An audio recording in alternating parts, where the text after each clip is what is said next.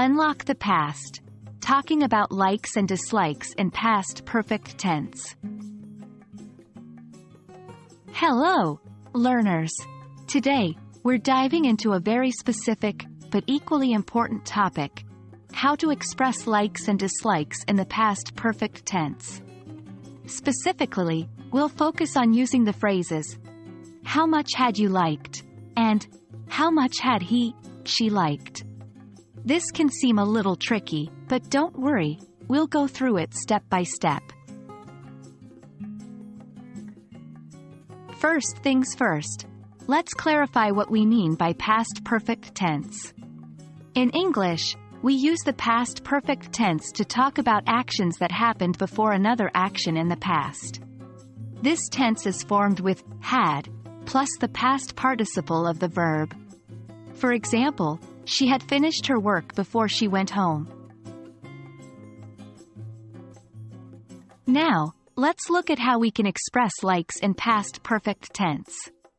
When you want to ask about the degree of someone's liking for something in the past, we use the phrase, how much had you liked? Or, how much had he, she liked? Here is an example. How much had you liked the movie before you found out it won an Oscar? In this sentence, the speaker is asking about how much the listener liked the movie before they knew it had won an Oscar. This expression can come in handy in many scenarios, particularly when discussing changes in opinion or preferences over time. For instance, you might ask a friend, how much had you liked playing tennis before you tried basketball? Or you could ask, how much had she liked living in the city before she moved to the countryside?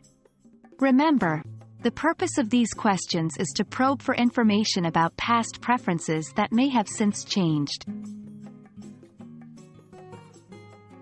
Now it's time for you to practice. Try making your own sentences using how much had you liked, or how much had he, she liked.